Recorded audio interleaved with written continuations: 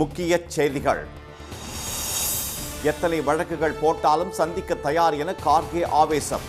பாஜகவின் மிரட்டல் அரசியல் காங்கிரஸ் கட்சியிடம் எடுபடாது என்றும் கருத்து. உச்ச நீதிமன்றத்தை விமர்சித்த பாஜக எம்பி மீது அவதூறு வழக்கு. தலைமை வழக்கறிஞருக்கு மூத்த வழக்கறிஞர்கள் வலியுறுத்தல். திமுக கூட்டணி வலிமை பெற்று வருவதாக ஸ்டாலின் பெருமிதம்.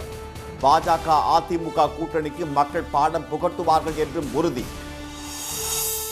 வந்தே பாரத் ரயிலின் பாதுகாப்பு அம்சங்கள் குறித்து அச்சம். மாடுகள் மீது மோதும் போது கவிழும் ஆபத்து இருப்பதாக எச்சரிக்கை.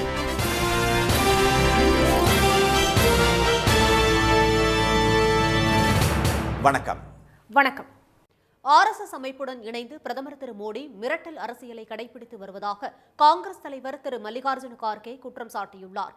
பீகாரில் வரும் அக்டோபர் மாதம் சட்டமன்ற தேர்தல் நடைபெறவுள்ள நிலையில் பக்சர் பகுதியில் திரு கார்கே தலைமையில் தேர்தல் பிரச்சார பேரணியும் காங்கிரஸ் பொதுக்கூட்டமும் நடைபெற்றது. இதில் பேசிய அவர், பீகார் முதலமைச்சர் திரு நிதிஷ்குமார் அரசியல் லாபத்திற்காக பாஜகவுடன் சந்தர்ப்பவாத கூட்டணி அமைத்திருப்பதாக குற்றம் சாட்டினார்.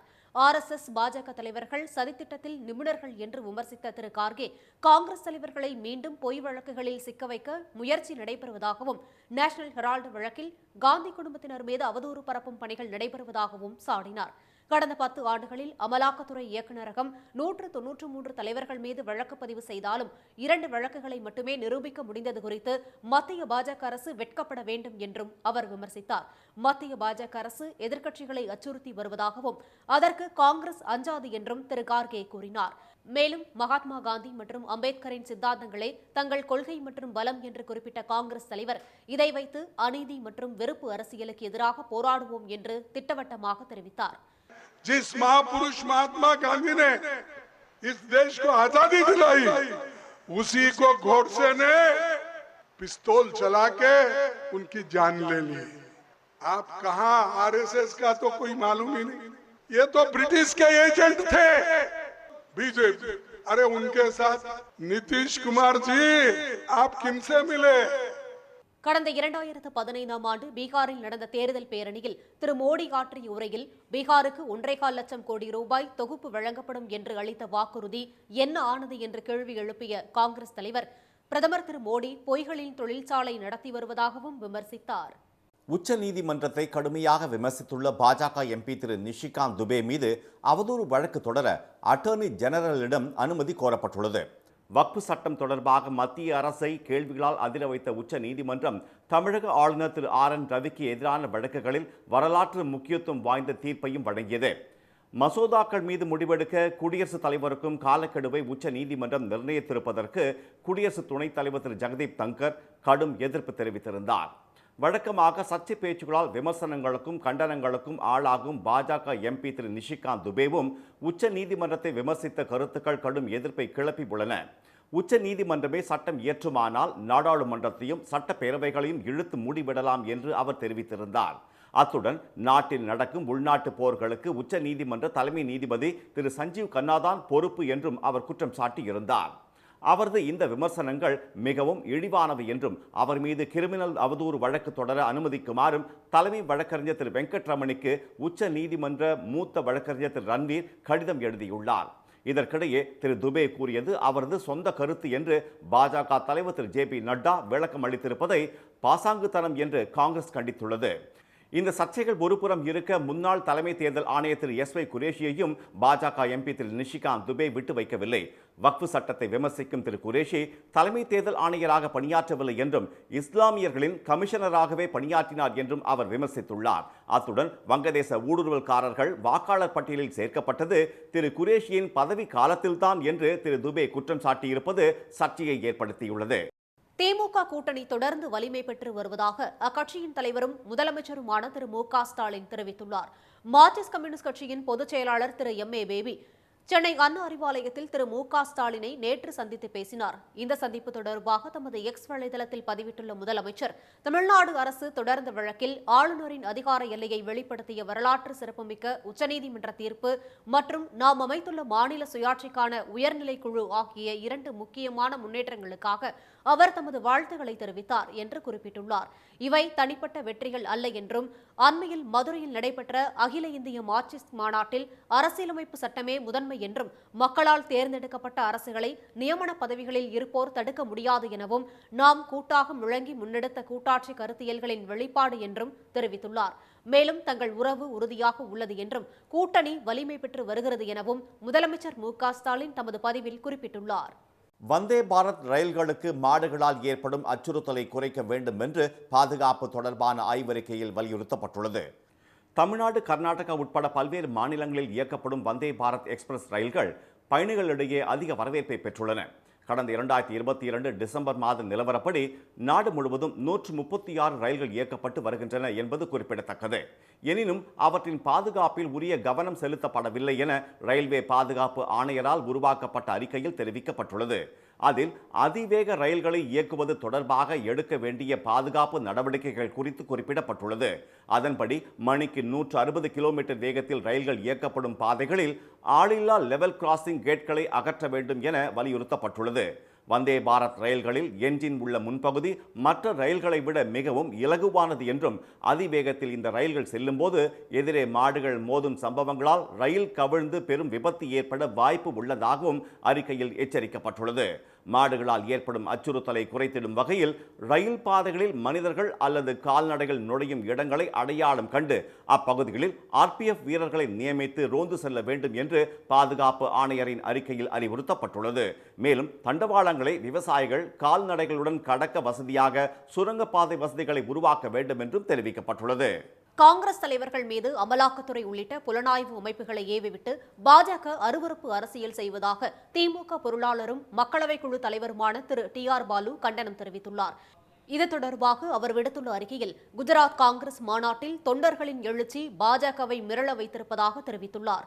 மத்திய பாஜக அரசின் மக்கள் விரோத திட்டங்களை, தோல்விகளை மக்களிடம் எடுத்துச் செல்கின்ற காங்கிரஸ் கட்சியை பார்த்து பாஜக மிரட்சியில் இருப்பதாகவும் திரு TR பாலு சாடியுள்ளார். காங்கிரஸ் போன்ற பிரதான எதிர்க்கட்சியை அரசியல் ரீதியாக எதிர்கொள்ள துணிச்சலற்ற மத்திய பாஜக அரசு அமலாக்கத்துறை உள்ளிட்ட புலனாய்வு அமைப்புகளை ஏவி விடுவது அருவருக்கத்தக்க அரசியல் என அவர் கண்டனம் தெரிவித்துள்ளார். அமலாக்கத்துறையை தனது கூட்டணி கட்சியாக சேர்த்துக் கொண்டு பழிவாங்கல் நடவடிக்கைகளில் ஈடுபடும் பாஜக அரசு இனிமேலாவது எதிர்க்கட்சிகளை அரசியல் ரீதியாகவே சந்திக்கும் துணிச்சலை பெற வேண்டும் என திரு TR பாலு வலியுறுத்தியுள்ளார். ஆளுநர் திரு RN ரவியின் அழைப்பை பல்கலைக்கழக துணைவேந்தர்கள் நிராகரிக்க வேண்டும் என்று இடதுசாரி கட்சிகள் வலியுறுத்தி உள்ளன. உதகையில் உள்ள ராஜ்பவனில் நடைபெறவுள்ள இந்த மாநாடு வரும் 25ஆம் தேதி தொடங்கி 27ஆம் தேதி நிறைவு பெறும் என்றும் இதில் குடியரசு துணைத் தலைவர் திரு ஜெகதீப் தங்கர் கலந்து கொள்வார் என்றும் அறிவிக்கப்பட்டுள்ளது. இந்த மாநாட்டில் துணைவேந்தர்கள் அனைவரும் பங்கேற்க வேண்டும் என ஆளுநர் மாளிகை சார்பில் அழைப்பு விடுக்கப்பட்டுள்ளது. தமிழக அரசு தொடர்ந்த வழக்கில் உச்ச நீதிமன்ற தீர்ப்பை அடுத்து வேந்தர் பதவியில் இருந்து ஆளுநர் நீக்கப்பட்ட நிலையில் துணைவேந்தர்கள் மாநாட்டிற்கு திரு RN ரவி அழைப்பு விடுத்திருப்பது சர்ச்சையை ஏற்படுத்தியுள்ளது. இதற்கு எதிர்ப்பு தெரிவித்துள்ள கம்யூனிஸ்ட் கட்சிகள் ஆளுநரின் அழைப்பை துணைவேந்தர்கள் நிராகரிக்க வேண்டும் என வலியுறுத்தியுள்ளன. உச்ச நீதிமன்ற தீர்ப்பு என்ற பேரிடியை தாங்கிக் கொள்ள முடியாத திரு RN ரவி பல்கலைக்கழக துணைவேந்தர்களின் மாநாட்டுக்கு அழைப்பு விடுத்து புதிதாக ஒரு சர்ச்சையை உருவாக்கியுள்ளார் என்று விமர்சித்துள்ள மார்க்சிஸ்ட் கட்சியின் மாநில செயலாளர் திரு சண்முகம், ஆளுநர் விடுத்துள்ள அழைப்பு உச்ச நீதிமன்ற தீர்ப்பை அவமதிப்பது போலாகும் என்றும் அரசியலமைப்பு சட்டத்திற்கு விரோதமான அத்துமீறல் என்றும் சாடியுள்ளார். ஆளுநரின் துணைவேந்தர்கள் மாநாடு அறிவிப்பு அதிகார அத்துமீறலின் உச்சகட்டம் என்று கண்டனம் தெரிவித்துள்ள இந்திய கம்யூனிஸ்ட் கட்சியின் மாநில செயலாளர் திரு முத்தரசன், இது ஒரு அசாதாரண நிலையை, நெருக்கடியை உருவாக்கும் திட்டமாக தெரிவதாக கூறியுள்ளார். ஆளுநரின் அதிகார அத்துமீறல்களை தடுக்க வேண்டிய குடியரசு துணைத் தலைவர் அவருடன் இணைந்து செயலாற்றுவது அரசியலமைப்பு சட்ட நெருக்கடியை உருவாக்கும் அரசியல் சதியா என ஆழ்ந்த சந்தேகம் எழுவதாகவும் அவர் தெரிவித்துள்ளார். இதனிடையே பல்கலைக்கழக வேந்தராக தாம் தொடர்வதாக விளக்கமளித்துள்ள ஆளுநர், துணைவேந்தர்களை நியமிக்கும் அதிகாரம் மட்டுமே தமிழக அரசுக்கு வழங்கப்பட்டிருப்பதாக கூறியுள்ளார். கூலி உயர்வு கேட்டு தொடர் வேலை நிறுத்தத்தில் ஈடுபட்டு வந்த கோவை மற்றும் திருப்பூர் மாவட்ட விசைத்தறியாளர்களுடன் நடத்திய முத்தரப்பு பேச்சுவார்த்தையில் உடன்பாடு எட்டப்பட்டதை அடுத்து போராட்டம் வாபஸ் பெறப்பட்டது. கடந்த 33 நாட்களாக தொடர் வேலை நிறுத்தம் மேற்கொண்ட அவர்கள் கடந்த 10 நாட்களாக கருமத்தம்பட்டியில் உண்ணாவிரத போராட்டத்திலும் ஈடுபட்டு வந்தனர். இந்நிலையில் கோவை மாவட்ட ஆட்சியர் அலுவலகத்தில் அமைச்சர்கள் திரு செந்தில் பாலாஜி, திரு சாமிநாதன், திருமதி கயல்விழி செல்வராஜ் மற்றும் தொழிலாளர் நலத்துறை அலுவலர்கள் விசைத்தறியாளர்களிடம் பேச்சுவார்த்தை நடத்தினர். தெரிவித்தனர். இதில் சுமூக உடன்பாடு ஏற்பட்டதால் போராட்டத்தை வாபஸ் பெறுவதாக விசைத்தறியாளர்கள் அறிவித்தனர். பல்லடம் ரகங்களுக்கு 10%, சோமனூர் ரகங்களுக்கு 15% கூலி உயர்வு நிர்ணயிக்கப்பட்டுள்ளது. எங்களுக்கு ஒதுக்கப்பட்டுள்ளது. எனவே இதை நாங்கள் ஏற்றுக்கொள்கிறோம். அதேபோல் பல்லடம் பகுதியில் ஜவுளி உற்பத்தியாளர்கள் உண்டான ஒப்பந்தத்தை பெற்றுக்கொள்கிறார்கள் என்கிற உத்தரவாதத்துடன் நாங்கள் இன்றைய உண்ணாவிரத போராட்டத்தையும் வேலை நிறுத்தத்தையும் வாபஸ் பெற்றுக்கொள்கிறோம். அரசின் வேண்டுகோளை உற்பத்தியாளர்கள் ஏற்றுக்கொண்டுள்ளதாகவும் தொடர்ந்து பிரச்சனையை தீர்த்து வைக்க இரு மாவட்ட ஆட்சியர்கள் தயாராக இருப்பதாகவும் விசைத்தறியாளர்கள் தெரிவித்தனர். கருமத்தம்பட்டியில் காலவரையற்ற போராட்டம் மேற்கொண்ட விசைத்தறி உரிமையாளர்களுக்கு பழரசம் வழங்கி உண்ணாவிரதம் முடித்து வைக்கப்பட்டது. மயிலாடுதுறை மாவட்டத்தில் குறுவை சாகுபடிக்கு ஆள் பற்றாக்குறையை போக்க நடவு பணிகளில் வட மாநில தொழிலாளர்கள் ஈடுபட்டுள்ளனர். தொழிற்சாலை, கட்டட வேலை என பல இடங்களில் வட மாநில கூலி தொழிலாளர்களின் வருகை அதிகரித்து வரும் நிலையில் கடந்த சில ஆண்டுகளாக விவசாயத்திலும் கால் பதித்துள்ளனர். இந்த ஆண்டு மயிலாடுதுறை மாவட்டம் குத்தாலம் தாலுகாவில் முற்பட்ட குறுவை சாகுபடி பணிகள் தொடங்கியுள்ளன. விவசாய தொழிலாளர்கள் பற்றாக்குறை ஏற்பட்டுள்ளதால் கடந்த 3 வருடங்களாக நாற்று பறிக்கவும் நடவு பணிகளுக்கும் வட மாநில தொழிலாளர்கள் பணி அமர்த்தப்பட்டுள்ளனர். களைப்பு தெரியாமல் இருக்க அவர்கள் தாய்மொழியில் பாடல் பாடி கை நடவு செய்து வருகின்றனர்.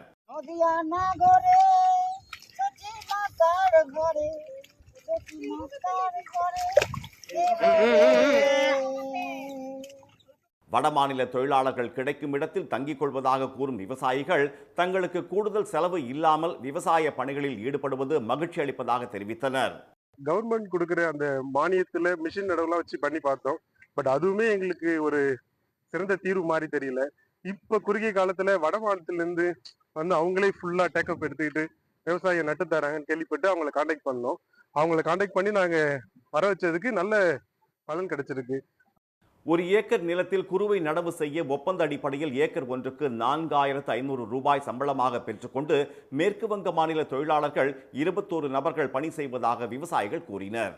தனித்துவமான ருசி மிகுந்த மாம்பழங்களுக்கு புகழ்பெற்ற சேலம் மாவட்டத்தில் சீசன் களைகட்ட தொடங்கியுள்ளது.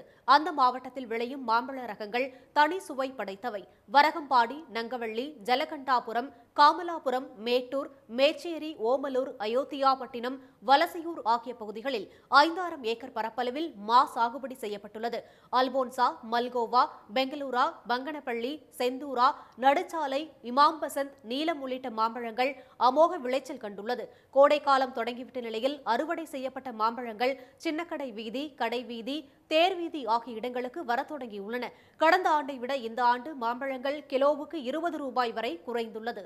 விலை வந்து பார்த்தீங்கன்னா போன வருஷம் மல்கோவா, இமாம் பசந்த், சேலம், பெங்களூரா பார்த்தீங்கன்னா ஃபஸ்ட்டு ஆரம்பத்தில் வந்து 250 ரூபா, 280 ரூபா அந்த மாதிரி லெவலில் வித்துட்டு இருந்துச்சு. இந்த வருஷம் பார்த்தீங்கன்னா 220, 230 இந்த மாதிரி லெவலில் தான் வித்துட்ருக்கு. இன்னும் விலை குறையும். இது வந்து 180 ரூபா வரைக்கும் விலை குறையறதுக்கு வாய்ப்பு இருக்குது. இந்த வருஷம் எல்லாமே பரவாயில்ல ரேட்டு.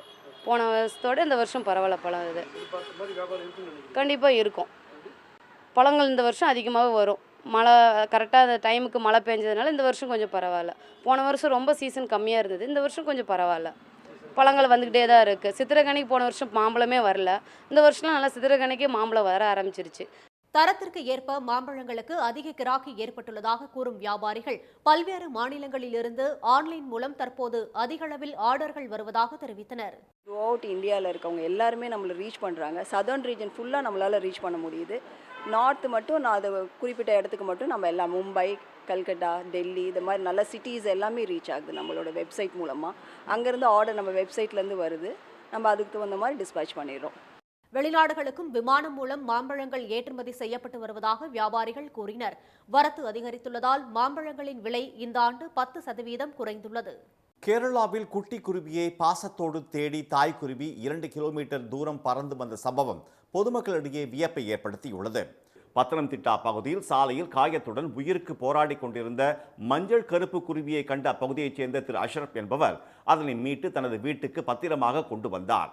மறுநாள் காலை தாய்க்குருவி உணவு எடுத்துக்கொண்டு தனது குட்டி குருவியை தேடி கண்டுபிடித்து திரு அஷ்ரப் வீட்டுக்கு வந்தது அவரது குடும்பத்தினரை நெகிழ்ச்சி அடைய வைத்துள்ளது.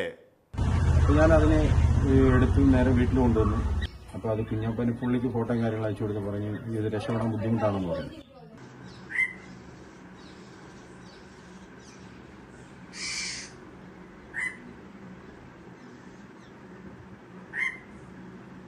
இந்த காட்சிகளை திரு அஷ்ரப் வீடியோவாக எடுத்து சமூக வலைதளங்களில் வெளியிட்டுள்ளார். பூமியில் தாய் பாசத்திற்கு நிகராக எதுவும் இல்லை என்பதை உணர்த்தும் வகையில் இந்த குருவி 2 கிலோமீட்டர் தூரத்தில் உள்ள குட்டி குருவியை கண்டுபிடித்து தாய் பாசத்தோடு உணவு ஊட்டிவிட்ட செயல் பத்தினம்திட்டாவில் பரபரப்பாக பேசப்படுகிறது. தமிழகத்தின் வட மாவட்டங்களில் வெயில் சுட்டரித்த நிலையில் தென் மாவட்டங்களில் கோடை மழை வெளுத்து வாங்கியுள்ளது.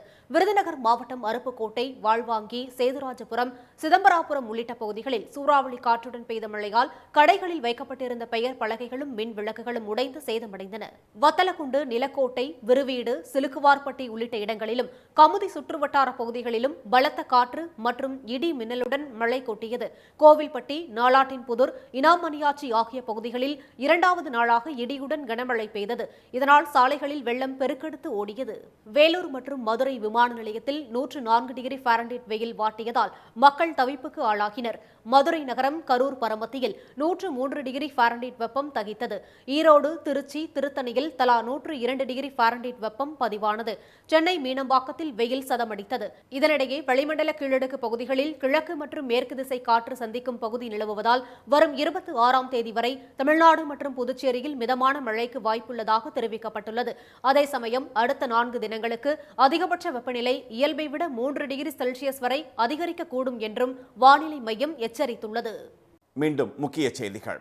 RSS அமைப்புடன் இணைந்து பிரதமர் மோடி மிரட்டல் அரசியலை கடைபிடித்து வருவதாக காங்கிரஸ் தலைவர் மல்லிகார்ஜுன கார்கே குற்றம் சாட்டியுள்ளார். உச்ச நீதிமன்றத்தை கடுமையாக விமர்சித்துள்ள பாஜக எம்பி நிஷிகாந்த் துபே மீது அவதூறு வழக்கு தொடர அட்டர்னி ஜெனரலிடம் அனுமதி கோரப்பட்டுள்ளது. திமுக கூட்டணி தொடர்ந்து வலிமை பெற்று வருவதாக முதலமைச்சர் ஸ்டாலின் தெரிவித்துள்ளார். இத்துடன் இன்றைய காலை செய்திகள் நிறைவடைந்தன. மீண்டும் சன் டிவியில் செய்திகள் மாலை 6 மணிக்கு. செய்திகளை உடனுக்குடன் தெரிந்து கொள்ள QR கோடை ஸ்கேன் செய்து சன் நியூஸ் வாட்ஸ்அப் சேனலில் இணைந்தீர்கள். வணக்கம்.